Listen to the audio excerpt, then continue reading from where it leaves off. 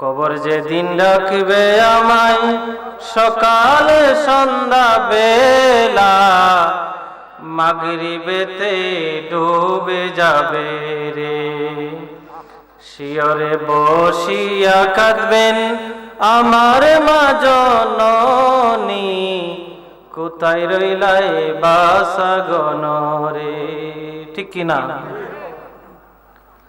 আলহামদুলিল্লাহ, ঐতিহ্যবাহী যাত্রা বড়বাড়ি গাউসিয়া সুন্নিয়া হাফিজিয়া মাদ্রাসা ও এতিমখানার উদ্যোগে তৃতীয় বার্ষিক সুন্নি মহা সম্মেলনের আজকের এই মাহফিলের সম্মানিত সভাপতি সাহেব জনাব মোহাম্মদ আব্দুল মালিক সাহেব, সহ সভাপতিবৃন্দ, আজকের মাহফিলের সভানেত্র আল্লামা আলহাজ সিরাজুল আমিন রেজভী সুন্নি আল কাদরি সাহেব, আজকের মাহফিলের প্রধান আলোচক, আমাদের প্রত্যেকের হৃদয়ের স্পন্দন আল্লামা মুফতি গিয়াসউদ্দিন আত-তাহিরি মাদ্দাজিল্লাহুল আলিম, বিশেষ আলোচক হিসেবে উপস্থিত রয়েছেন আমার অত্যন্ত শ্রদ্ধাভাজন বিশিষ্ট আলেমী দ্বীন আল্লামা অধ্যাপক শেখ শহীদুল ইসলাম সাহেব, আমার পূর্বে যিনি অনেকক্ষণ আলোচনা করেছেন খুব সুন্দরভাবে, মাগরিবের নামাজের পর যিনি আলোচনা করেছেন মাওলানা হাফেজ মুজাম্মিল হক আন-নাজরি মাদ্দাজিল্লাহু আলী সহ সম্মানিত আমন্ত্রিত উলামায়ে কেরাম, বিশেষ করে আপনাদের এলাকার গৌরব তরুণ তেজস্বী বক্তা বন্ধুবর মাওলানা মুফতি শফিকুল ইসলাম আল কাদরি সাহেব সহ মঞ্চে আসীন আমার বাবার বয়সের মুরব্বিয়ানে কেরাম, আমার সামনে কুরআন হাদিস শ্রবণ শোনার জন্য সম্মানিত আশিকিন মুহিব্বিন বায়রা, মাইকের আওয়াজ যেখানে যাচ্ছে বিশেষ করে ওয়াজ শ্রবণ করার উদ্দেশ্যে আমার বাড়িঘরের মা বোনেরা রহমানি ওয়া রাহিমাকুমুল্লাহ, আসসালামু আলাইকুম ওয়া রাহমাতুল্লাহি ওয়া বারাকাতুহু। প্রথমে আল্লাহ রাব্বুল আলামিনের শুকরিয়া আদায় করছি যে মহান রাব্বুল আলামিন আমাদেরকে এত সুন্দর একটা মাহফিলে বসার তৌফিক দান করেছেন। সবাই আওয়াজ দিয়ে বলি আলহামদুলিল্লাহ। সাথে সাথে সাইয়্যিদুল মুরসালিন খাতামান নবীন রাহমাতাল লিল আলামিন শাফিউল মুজনিবিন আখিরি নবী দু জাহানের বাদশা কবরের সাথী নবীর রওজা মোবারকে অসংখ্য দুরুদের হাদিয়া তোহফা নজরানা পেশ করার পর আপনাদের শুকরিয়া আদায় করছি যারা বড় ভক্তি মহব্বত আন্তরিকতা নিয়ে এই মাহফিলে এসেছেন। আল্লাহ আমাদের প্রত্যেকের হাজরি ইবাদতের মধ্যে কবুল করুন বলি আমিন। সম্মানিত হাজরিন, আমাদের আলোচক বৃন্দরা পর্যায়ক্রমে আসবেন, বেশি সময় হয়তো পাবো না। দুই একটি কথা বলবো যেটা প্রথমে আমার জন্য প্রয়োজন এবং আমাদের সকলের জন্য প্রয়োজন। হাজরিন, এই পৃথিবীতে আল্লাহ রাব্বুল আলামিন আমাদেরকে পাঠিয়েছেন, কিন্তু পাঠানোর পর আল্লাহ রাব্বুল আলামিন আমাদেরকে আবার এই মেসেজও দিয়েছেন যে দুনিয়া চিরস্থায়ী জায়গা নয়, এই দুনিয়াটা চিরস্থায়ী নয়, আবার আল্লাহর কাছে আমাদেরকে চলে যেতে হবে। যে জিনিসটার মাধ্যমে আমরা এই দুনিয়া থেকে চলে যাব সেটার নাম হলো মৃত্যু। কথা ঠিক আছে কিনা? আমাদের সবাইকে কি করতে হবে? মরতে হবে। এমন কোন প্রাণী নাই যে এই কথা বলবে যে আমি মরব না। সবাইকে মৃত্যুর স্বাদ গ্রহণ করতে হবে। তাহলে আপনি আমি যে মরব এটা আমরা সবাই মানি। আল্লাহ রাব্বুল আলামিন কালামে পাকের বিভিন্ন আয়াতে এই ধরনের কথা বলে আমাদেরকে সিগন্যাল দিচ্ছেন, বান্দারে এই দুনিয়াতে তোমাকে আমি পাঠিয়েছি, তুমি চিরদিন থাকবে না, তোমাকে আমার কাছে চলে আসতে হবে। আমরা কি আল্লাহর কাছে যেতে প্রস্তুত কিনা? প্রস্তুত কিনা সবাই বলুন। তাহলে প্রস্তুত হতে হলে আপনি যদি এখান থেকে দুলিয়াল খাল যান তাহলে আপনার 15 থেকে 20 টাকা ভাড়া প্রয়োজন। কবরে যে আমরা যাব, আমাদের কি আছে, আমরা কি নিয়ে যাব? আমাদের যা থাকার কথা সেটা কিন্তু নাই। সেটা আমাদের নাই, কিন্তু নাই নাই করে চলবে না, আমাদেরকে সেজন্য কাজ করতে হবে। আল্লাহ পাক রব্বুল আলামিন কালামে পাকে ইরশাদ করেন, বিসমিল্লাহির রহমানির রহিম, ওয়ালিকুল্লি উম্মাতিন আজালুন ফাইযা জাআ আজালুহুম লা ইস্তাখিরুন।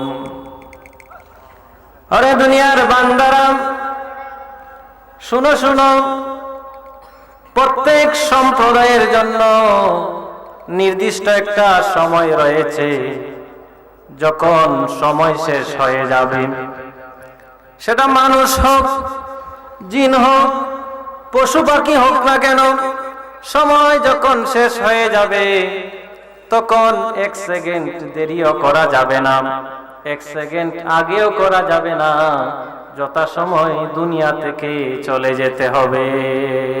ঠিক কি না? আল্লাহ রাব্বুল আলামিন আমাদেরকে মেসেজ দিচ্ছেন, বান্দা তুমি দুনিয়া নিয়ে বড়াই করো, 1 বছর পরে আমি এই কাজটা করব, আগামীকাল এই কাজ করব, কিন্তু তুমি নাও করতে পারো। সেজন্য কোনো কাজ ভবিষ্যতে করব, আল্লাহর নবীর সুন্নাহ হলো ইনশাআল্লাহ বলা।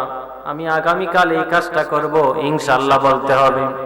যদি আল্লাহ আমাকে তৌফিক দান করেন আমি এই কাজটা করব, কিন্তু যদি আমি বড়াই করে বলি, সাহস নিয়ে বলি, শক্তি নিয়ে বলি, রে বাবা, আমার বাবার বয়সের মানুষরা উনিও আগামীকাল বাঁচতে না পারেন, আবার আমার মতো যুবকও এখনো না বাঁচতে পারে।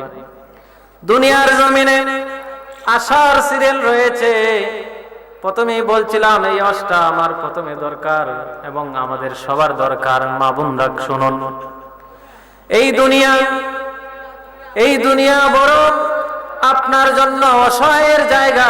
যদি সঠিক সময়টা আমরা কাজে লাগাতে না পারি, আল্লাহর নবী সাল্লাল্লাহু আলাইহি ওয়াসাল্লাম বলেন, ও আমার উম্মতরা, তোমরা মৃত্যুকে বেশি বেশি স্মরণ করো। বলি সুবহানাল্লাহ। আল্লাহর নবী বলছেন মৃত্যুকে বেশি বেশি স্মরণ করার জন্য, কারণ মৃত্যুর কথা যখন আপনার স্মরণ হবে, আপনার দ্বারা আর অপরাধের কোনো কাজ হওয়ার সম্ভাবনা কম। একজন মানুষ যদি কবরের পাশ দিয়ে যায়, আমরা দৈনিক হাজার হাজার কবর দেখি, কিন্তু আমাদের মনের মধ্যে চিন্তা খুব কম আসে, এই কবরে আমাকেও যেতে হবে। আপনার বাবাকে আপনি দাফন করে আসছেন, ভাইকে দাফন করে আসছেন, 1 দিন 2 দিন 3 দিন, তারপর আপনার বাবার কথা আস্তে আস্তে ভুলে যান, ভাইয়ের কথা ভুলে যান। ও দুনিয়ার মানুষ, শুনে রাখো, তুমি এই কবরে যেতে হবে। এই কবরে যেতে হলে আগে আপনার মৃত্যু হবে।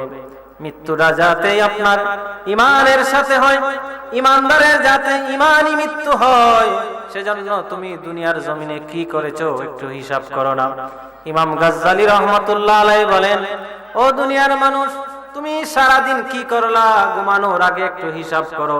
দোকানদাররা সারাদিন বিক্রি করে, দোকান বন্ধ করার আগে কত টাকা বিক্রি হলো, কত টাকা আপনার ইনভেস্ট হলো, আয় ব্যয় হিসাব করে সে আরামে ঘুমায়, লাভ হলে ঘুমটা সুন্দর হয়। তুমি যে আজকের 24টা ঘন্টা কাটিয়েছো, রাত্রিবেলায় হিসাব করো তুমি আল্লাহর জন্য কি কাজ করেছো। ঠিক কিনা? এই হিসাবটা আমাদের করা দরকার আছে কিনা? এই হিসাব করার জন্য আপনার কামিল পাস করতে হবে না, অনার্স পাস করতে হবে না, এমপি হতে হবে না, মন্ত্রী হতে হবে না, হুজুর হতে হবে না। এই হিসাবটা আমরা সবাই করতে পারি। যে ব্যক্তি 3 বেলা খাবার খাচ্ছে, কিন্তু ওই কাবারটা আল্লাহ আপনাকে দিয়েছেন, আপনি কাবার শেষে আলহামদুলিল্লাহ বললেন না, কাবারের শুরুতেও আল্লাহর শুকরিয়া আদায় করলেন না। মানুষ আমরা বড় নির্মক হারাম।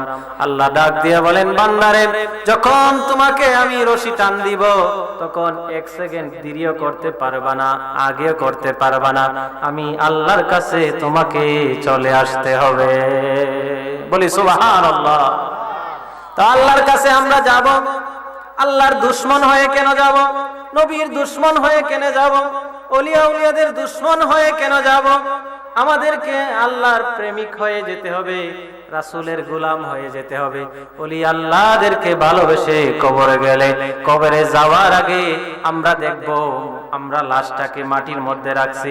মদিনার কামলিওয়ালা নবী ডাক দিয়ে বলে, উম্মত, যদি আমি নবীকে ভালোবেসে কবরে আসতে পারো, আর কেউ কবরে না আসলে আমি নবী চলে আসব। সুবহানাল্লাহ। বলে, ও মৃত্যুর পরে যেদিন তোমায় রাখবে খবরে, আত্মীয় স্বজন পাড়া প্রতিবেশী আসিবে চলে, দয়াল নবী তাশরীফ আনবেন, দয়াল নবী তাশরীফ আনবেন তোমার ওই সেই খবরে। ভালো যদি বাসতে হয় নবীকে বাসুন, ভালো যদি বাসতে হয় নবীকে বাসুন। নবী বাঁচানে ওয়ালা, নবী তরানে ওয়ালা, প্রাণের চেয়ে প্রিয় তাই নবীকে বাসুন। ভালো যদি বাসতে হয় নবীকে বাসুন। আমরা নবীকে ভালোবাসতে চাই কি চাই না? আল্লাহর নবী সাল্লাল্লাহু আলাইহি ওয়াসাল্লাম ইরশাদ করেন, ও আমার উম্মতরা, তোমরা মৃত্যুকে বেশি বেশি স্মরণ করো। মৃত্যুকে যদি তুমি বেশি বেশি স্মরণ করো, তোমার কাছ থেকে অপরাধ কাজ হবে না, তুমি আল্লাহর প্রিয় বান্দা হতে চলবা। আর যাতে ওমর রাদিয়াল্লাহু তাআলা আনহু বর্ণনা করেন, রাসূল করিম সাল্লাল্লাহু আলাইহি ওয়াসাল্লামকে জিজ্ঞাসা করা হলো, ইয়া রাসূলুল্লাহ, সবচেয়ে জ্ঞানী ব্যক্তি কোন ব্যক্তি? সবচেয়ে জ্ঞানী কোন ব্যক্তি? আল্লাহ নবী সাল্লাল্লাহু আলাইহি সাল্লাম বললেন যে মৃত্যুকে বেশি স্মরণ করে এবং মৃত্যুর পরের জন্য সবচেয়ে বেশি প্রস্তুতি গ্রহণ করে দুনিয়ার জমিনে, সেই ব্যক্তি হলো সবচেয়ে বড় জ্ঞানী। বলি সুবহানাল্লাহ। আল্লাহ নবী বলেন নাই সবচেয়ে জ্ঞানী হতে হলে সবচেয়ে বড় মাদ্রাসায় পড়তে হবে, সবচেয়ে বড় কলেজে পড়তে হবে। যারা মৃত্যুর কথা স্মরণ করে এবং মৃত্যুর পরের জন্য সম্বল অর্জন করে, আল্লাহর নবী বলেন পৃথিবীর মধ্যে সবচেয়ে জ্ঞানী ব্যক্তি সে। বলি না সুবহানাল্লাহ। তাহলে বাবাজিরা আমার, কত মানুষ আমাদের চোখের সামনে প্রাণটা চলে যায়, কত আশা নিয়ে মানুষ আপনার বিদেশ যায়, বিদেশ যাওয়ার আগেই সেই আপনার দুনিয়া থেকে চলে যায়। আশা এবং বিশ্বাসের উপরে এই পৃথিবী। সুতরাং আমাদেরকে মৃত্যুর কথা স্মরণ করতে হবে। যদি করেন তাহলে আল্লাহর নবী সাল্লাল্লাহু আলাইহি ওয়াসাল্লামের হাদিস মোতাবেক আপনি পৃথিবীর সবচেয়ে জ্ঞানী মানুষ। আল্লাহর নবী সাল্লাল্লাহু আলাইহি ওয়াসাল্লাম বলেন, ও আমার উম্মতরা, জানো না, যদি অধিক পরিমাণ মৃত্যুকে তুমি স্মরণ করো, তুমি তিনটা নিয়ামত পাইবা। কয়টা নিয়ামত? কয়টা নিয়ামত বলেন? তিনটা নিয়ামত পাবে। এর মধ্যে একটা নম্বর নিয়ামত হলো দ্রুত তাড়াতাড়ি তোমার তওবা নসিব হবে। তুমি যখন মৃত্যুকে স্মরণ করবা, যদি শয়তানের ধোঁকায় পরে একটা অপরাধ কাজ করে থাকো, তোমার ভিতরে কাজ করবে, আয় হায় আমি এটা কি করলাম। তুমি তাড়াতাড়ি তওবা করবে। মৃত্যুকে স্মরণ করলে তুমি তওবা তোমার তাড়াতাড়ি নসিব হবে। আল্লাহর নবী সাল্লাল্লাহু আলাইহি ওয়াসাল্লাম আরো বলেন, দুই নম্বরে হলো অন্তরে অল্প তুষ্টি নসিব হবে। মানুষের আরো দরকার, আরো দরকার। একটা গাড়ি হলে দুইটা গাড়ি দরকার, একটা বাড়ি হলে আর একটা বাড়ি দরকার, একটা দোকান হলে আর একটা দোকান দরকার। এইভাবে আমরা চাহিদা বাড়াই। আল্লাহর নবী বলেন, যারা মৃত্যুকে স্মরণ করবে বেশি বেশি, তাদের বেশি প্রয়োজন হবে না। বলি সুবহানাল্লাহ। তারা খুব বলবে না যে আমার আরো দরকার আরো দরকার, বরঞ্চ বলবে আল্লাহ তুমি যা দিয়েছো শুকর, আলহামদুলিল্লাহ। সবাই বলি আলহামদুলিল্লাহ। পৃথিবীর সবচেয়ে ধনী মানুষকে জানেননি? পৃথিবীর সবচেয়ে ধনী মানুষ হলো সেই ব্যক্তি যার যা আছে তা নিয়ে যদি সন্তুষ্ট থাকে, তার চেয়ে আর বড় ধনী নাই, ঠিক কি না? আপনার একটা হলো সম্পদের ধনী, আর একটা হলো মনের ধনী। সম্পদের ধনী আপনার সম্পদ থাকবে না, কিন্তু মনের ধনী যদি আপনি হতে পারেন, এইটা আপনাকে সব জায়গায় জয় নিয়ে আসবে। কিন্তু আপনি যদি শুধু সম্পদের ধনী হতে চান, তাহলে এই সম্পদ হয়তো আপনার জন্য আপনার কল্যাণকর কাজে নাও লাগতে পারে। মনের ধনী, মনের ধনী। আরো কয়েকটি উদাহরণ দিচ্ছি। আমাদেরকে আব্বা আম্মা ভালোবাসেন, এই মা বাবার ভালোবাসা দেখানো যায় না, টাকা দিয়ে ক্রয় করা যায় না। এটা হলো মনের ভালোবাসা। আপনি যদি মায়ের বাবার ভালোবাসার মধ্যে তৃপ্তি অনুভব করেন, আপনার মা বাবা যে আপনাকে ভালোবাসেন, এটা টাকা দিয়ে আপনি ক্রয় করতে পারবেন না।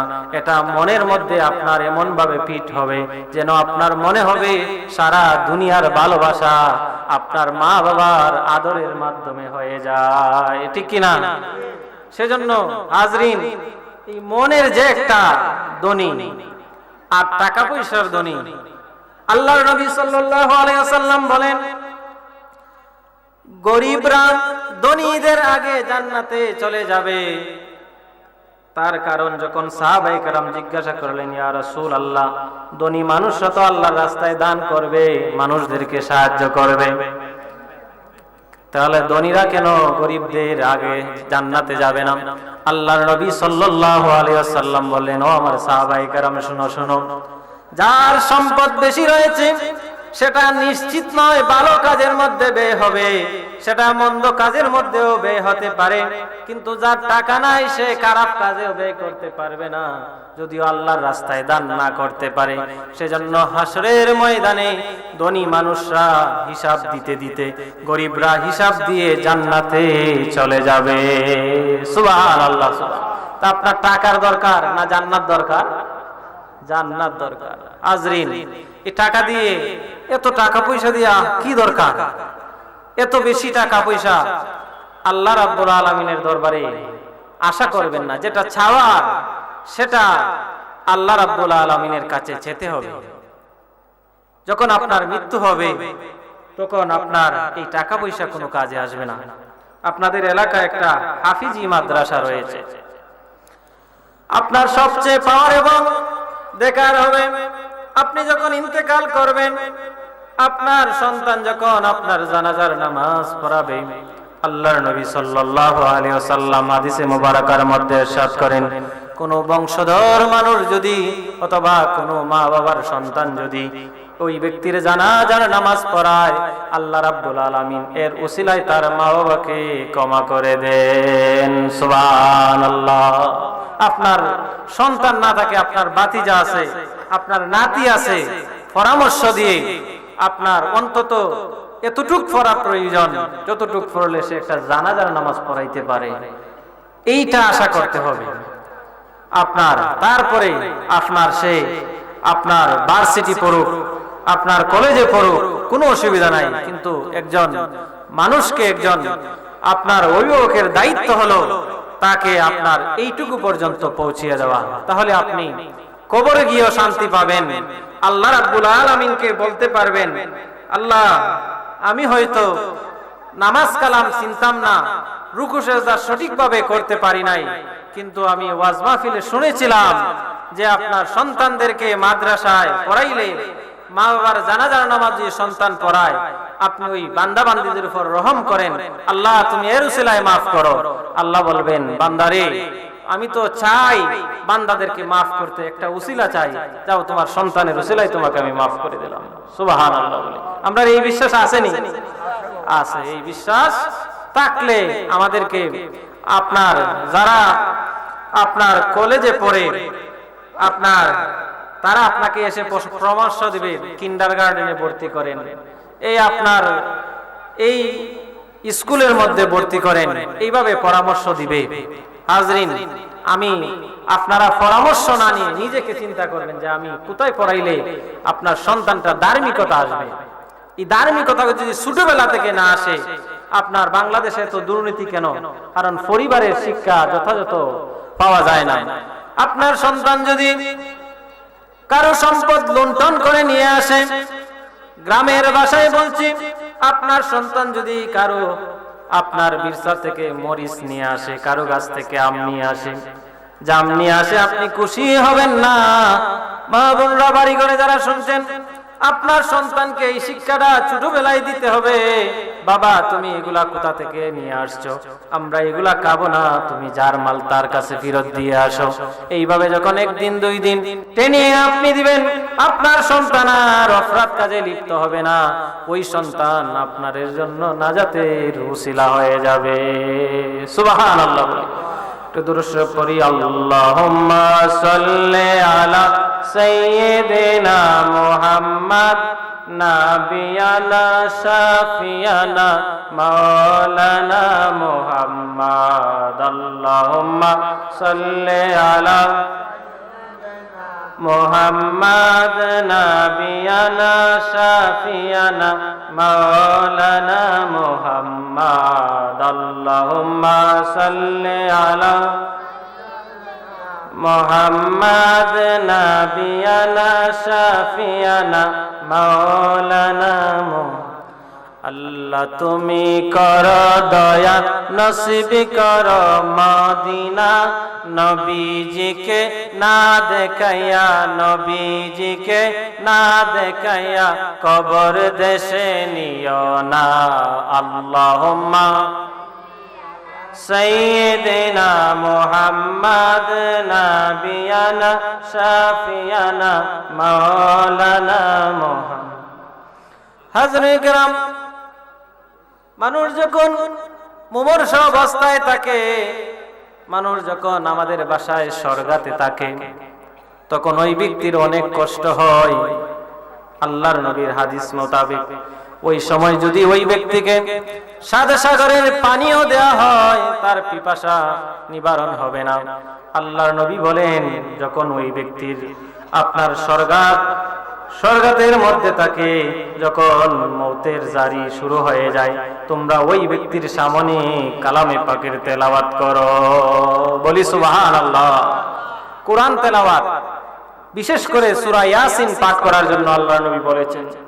তো আপনার সন্তানকে যদি আপনি কোরআন শরীফ শিক্ষা না দেন, তাহলে কিভাবে সে সূরা ইয়াসিন তেলাওয়াত করবে, কিভাবে সূরা ফাতিহা তেলাওয়াত করবে? সেজন্য প্রাথমিক শিক্ষাটা কালামে পাকের যদি আপনি দেন, তাহলে আপনার মৃত্যুর সময় যখন সূরা ইয়াসিন পাঠ করবে, আল্লাহর নবী বলেন, কোরআন তেলাওয়াত করলে ওই মৃত ব্যক্তির মৃত্যুর কষ্টটা সহজ হয়ে যায়। বলি সুবহানাল্লাহ। হাজরিন, আপনি আমার মরণ যদি আমার বাসস্থানে হয়, ঘরে হয়, তাহলে মানুষ কোরআন তেলাওয়াত করবে। কিন্তু আপনার মৃত্যুটা যদি গাড়ির মধ্যে হয়, আপনার মৃত্যুটা যদি লঞ্চের মধ্যে হয়, বিমানের মধ্যে হয়, ওই সময় তো কোরআন তেলাওয়াত করার কোনো সিস্টেম নাই। সেজন্য আল্লাহর দরবারে ফরিয়াদ করতে হবে, মাবুদ ও আমার আল্লাহ, তোমার কাছে তো আমরা চলে যাব, যেতে হবে। এমন অবস্থায় আমাদের মৃত্যু দিও যেন আমার পাশে বসে আমার প্রতিবেশীরা, আমার সন্তানরা কালামে পাক তেলাওয়াত করে, এমন সুযোগের তুমি ব্যবস্থাটা করে দিও। সবাই বলি আমিন। হাজরিন, এইটা গেল। 2 নম্বর হলো, আপনি আমার কবর হবে কিনা আমি জানি না। আপনারা কি জানেন আপনার কবর হবে কিনা? আপনি কি জানেন? আপনি কি মাছের পেটে যাবেন না বাঘের পেটের মধ্যে যাবেন? আমরা জানি না। সেজন্য আল্লাহর কাছে ফরিয়াদ করতে হবে, মাবুদ রব্বুল আলামিন, এই দুনিয়ায় ছিলাম না, এসেছি, আবার থাকবো না, চলে যাব। এমন বাবা মৃত্যু দিও যেন আমার কবর হয়। মৃত্যুর পরে যেন আমার সন্তানরা, আমার প্রতিবেশীরা আমার কবর জিয়ারত করে। বলি আমিন। 3 নম্বরে হলো, আপনার মৃত্যুর সময়, আপনার মৃত্যু হলো, কালামে পাকের তেলাওয়াত হলো, আপনার কবর হলো, কিন্তু মৃত্যুর সময় যদি আপনার কালেমা নসিব না হয়, ঈমান নসিব না হয়, এই দুনিয়ার জিন্দেগি আপনার কোনো কাজে আসলো না, আল্লাহর দরবারে ফরিয়াদ করতে হবে, মাবুদ এই দুনিয়া থেকে চলে যাব, কোনো আপত্তি নাই, মৃত্যুর আগে আমাদের কালেমা নসিব করিও, বলি আমিন। আরেকটা ফরিয়াদ আল্লাহর দরবারে করতে হবে, আল্লাহ রাব্বুল আলামিন এই দুনিয়াতে আমরা চলে যাব, দুঃখ নাই, মৃত্যুর আগে আমাদের গুনাহগুলি ক্ষমা করে দিও, সবাই বলো না আমিন। এই চারটা জিনিস আল্লাহর দরবারে যেতে হবে, আপনি চাইলে পাইবেন। আপনি আল্লাহর দরবারে সম্পদের জন্য কতবার চেয়েছেন, ধন সম্পদ আপনার বৃদ্ধি হোক, আল্লাহর দরবারে আপনি সন্তান চেয়েছেন, ধন দৌলত ইজ্জত সম্মান চেয়েছেন, কিন্তু এই মৃত্যু দিয়ে আপনি মরবেন, এইগুলা আপনাকে চেতে হবে। সেজন্য আল্লাহর নবী বলেন, দুনিয়ার জমিনে ওই ব্যক্তি সবচেয়ে বেশি জ্ঞানী যে মৃত্যুকে বেশি স্মরণ করে। দেখছেন না আল্লাহর নবী কেন বলছেন ওই ব্যক্তি কেন জ্ঞানী? কারণ দুনিয়ার ধন সম্পদ, বাড়ি গাড়ি, টাকা পয়সা আপনার মৃত্যুর পরে কোনো কাজে আসবে না, কিন্তু মৃত্যু যদি আপনার ঈমান হালতে হয়, মৃত্যুর পরবর্তী জীবন যদি আপনি জান্নাতবাসী হন, সেটা আপনার জন্য অনেক উপকার হবে। সেজন্য আল্লাহর নবী বলেছেন ওই ব্যক্তি সবচেয়ে বেশি জ্ঞানী। সবাই বলি সুবহানাল্লাহ, সুবহানাল্লাহ। একজন মানুষ ইন্তেকাল করল, ইন্তেকাল করার পর আল্লাহর নবী সাল্লাল্লাহু আলাইহি ওয়াসাল্লাম বলেন, একজন মুমিনের উপর আরেকজন মুমিনের 6টি হক রয়েছে, এর মধ্যে প্রধান এবং প্রথম হক হলো যখন কোনো ব্যক্তি ইন্তেকাল করে তার জানাজার নামাজে উপস্থিত হওয়া, জানাজার নামাজে উপস্থিত হওয়া। আমরা অনেক আবেগ নিয়ে কোনো মানুষের জানাজার নামাজে উপস্থিত হই, ঠিক কি না? আমরা উপস্থিত হই না? আজকে আপনারা দেখেছেন আমাদের বাংলাদেশের রত্ন শহীদ উসমান হাদি রহমতুল্লাহ আলাইহি, তার জানাজার নামাজ হয়েছে, লক্ষ লক্ষ মানুষ ছিল, সেটা কিন্তু মানুষের হৃদয় থেকে তার ভালোবাসা এসেছে। উনি বাংলাদেশে একটা রত্ন ছিল, উনার বক্তব্যগুলা শুনলে দেখবেন উনি মাদ্রাসা শিক্ষিত ছিলেন, উনি সব সময় শহীদি মৃত্যু কামনা করতেন, আল্লাহ উনার এটা নসিব করেছেন। সেজন্য হাজরিন, আমরা যারা একটু বয়স 30-25, আমরা মরমু যে এই কথাটা আমাদের আর স্মরণ থাকে না। আমরা মনে করি যে যারা দাড়ি ফাঁকে গেছে, 50, 60, 70, 80 বছর হয়েছে, এরাই খালি মরব, আমরা আর মরতাম না।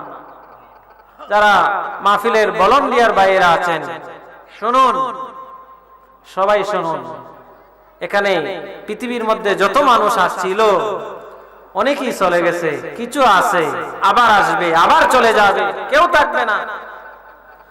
কিন্তু আপনি কেন আল্লাহ দ্রোহী হয়ে মরবেন? রাসূলের দুশমন হয়ে কেন মরবেন? সমাজের ঘৃণিত মানুষ হয়ে কেন মরবেন? আল্লাহ রাব্বুল আলামিন আপনাকে কিছু দায়িত্ব দিয়ে পাঠিয়েছেন, এই দায়িত্বগুলা পালন করে যদি আপনি কবরে যেতে পারেন, আল্লাহর নবী সাল্লাল্লাহু আলাইহি ওয়াসাল্লাম বলেন, কবরে যখন মানুষকে রাখা হয়, মাটি যখন চাপ দেয়, একদিকের হাড়টি আরেক দিকে চলে যায়। ছোটবেলায় মায়ের দুধ যে পান করেছিল, ওই দুধ নাকে এবং মুখ দিয়ে বের হবে, এত জোরে চাপ দিবে।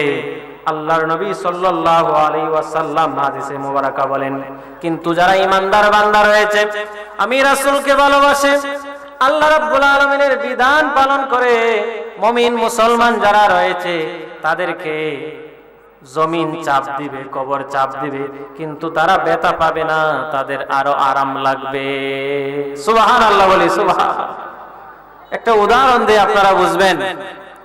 আপনার দেখবেন এই বিলাই আপনার দেখবেন তার বাচ্চাকে ধরে, সে কিন্তু মুখ দ্বারা ধরে, কিন্তু বাচ্চা কোনো ব্যথা পায় না। আবার এই মুখ দিয়ে যখন আবার ইঁদুরকে ধরে, ইঁদুর কিন্তু চিৎকার করতে থাকে, কান্না করে।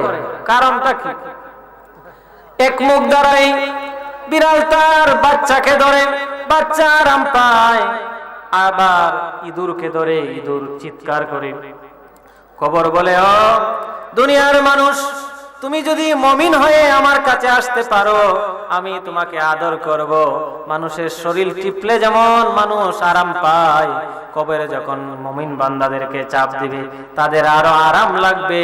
আর কাফের কুফার নবীদ্রোহী আল্লাহ দ্রোহী হয়ে যদি কবরে যান, কবরে এমন চাপ দিবে আপনার এদিকের হাতটি এদিকে চলে যাবে।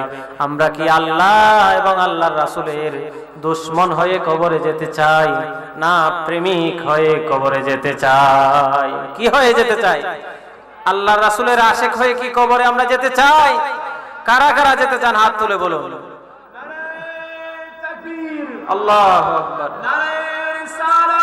ইয়া রাসূলুল্লাহ, আহলে সুন্নাত ওয়াল জামাত জিন্দাবাদ জিন্দাবাদ, মাওলানা মুফতি শামসুর রহমান সুন্নাল কাদরি সাহেব জিন্দাবাদ, যাত্রাবাড়ি বাড়ি গাউসিয়া মাদ্রাসা জিন্দাবাদ। তাকবীর। সম্মানিত হাজরিন, এই মৃত্যুর সময় অনেক মানুষের কষ্ট বেশি হয়। আল্লাহর নবী সাল্লাল্লাহু আলাইহি ওয়াসাল্লামের একজন সাহাবী, ওনার মৃত্যুর সময় কালেমা নসিব হচ্ছে না। আল্লাহর নবী দুনিয়ার জমিনে আছেন, ওনার কালিমা নসিব হচ্ছে না। আল্লাহর নবীর কাছে সাহাবায়ে কেরাম গেলেন, ইয়া রাসূলুল্লাহ, ইয়া হাবিবাল্লাহ, আমাদের সাথী ভাই,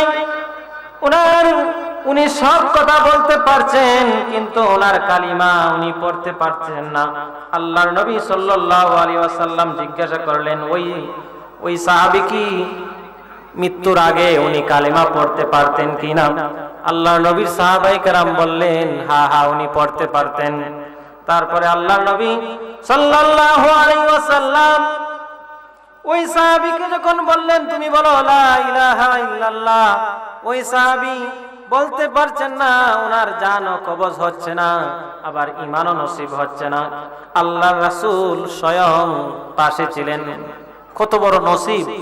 আল্লাহর নবী পাশে আছেন, আল্লাহর নবী তালকিন দিচ্ছেন, তুমি বলো লা ইলাহা ইল্লাল্লাহ, কিন্তু ওই সাহাবীর মুখে কালিমা নসিব হচ্ছে না, কিন্তু উনি মৃত্যুর কষ্টে আপনার কাতরাচ্ছেন। আল্লাহর নবী সাল্লাল্লাহু আলাইহি ওয়াসাল্লাম জিজ্ঞাসা করলেন, তুমি কেন করতে পারবে না?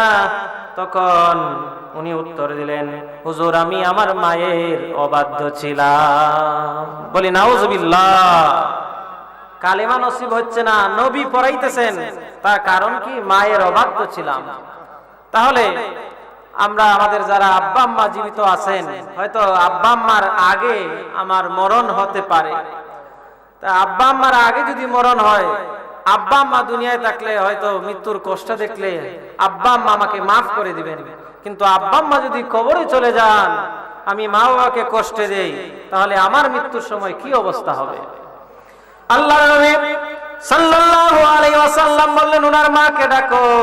ওনার মা জীবিত ছিলেন, তিনি উনাকে আনা হলো।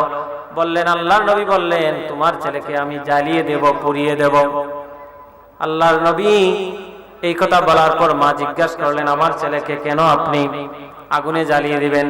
আল্লাহর নবী সাল্লাল্লাহু আলাইহি ওয়াসাল্লাম বললেন, তোমাকে সে কষ্ট দিয়েছে, সেজন্য আমি রাসূল তাকে শাস্তি দেব। ওই মা বললেন, হুজুর, আমার সন্তান আমাকে কষ্ট দিয়েছে, আমি এই কষ্ট ভুলে গিয়ে আমার সন্তানকে আমি মাফ করে দিলাম।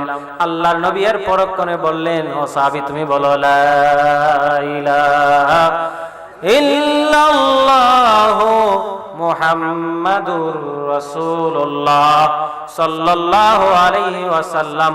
ওই ব্যক্তি, ওই সাহাবী তখন কালেমা পড়লেন। কালেমা পড়ে পড়ে উনি জান্নাতি হয়ে গেলেন। সুবহানাল্লাহ, বলি সুবহানাল্লাহ। তাহলে আব্বা আম্মারে কষ্ট দিয়া জান্নাতে যাওয়া যাবে না, ঈমানই নসিব হবে না।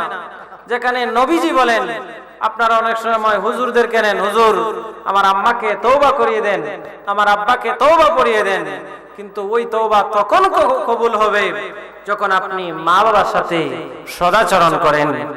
আর মা বাবার সাথে সদাচরণ না করলে আপনি হতে পারেন আপনার সবচেয়ে জ্ঞানী মানুষ, কিন্তু আপনার মৃত্যুর সময় কালেমা নসিব হবে না। মৃত্যুর সময় যদি কালেমা নসিব না হয়, এই জিন্দেগির কি লাভ? এই জিন্দেগি আপনি কি করবেন? আপনার মতো আমার মতো কত যুবক আপনার দিন দিন আপনার কবরে চলে যাচ্ছে। আমাদেরকে এগুলা থেকে শিক্ষা নিতে হবে। হাজরিন, শেষ করে দিব। একজন মানুষ মৃত্যুবরণ করার পর তাকে আমরা গোসল দেই, গোসল দিয়ে জানাজার নামাজের মাঠের মধ্যে নিয়ে যাই।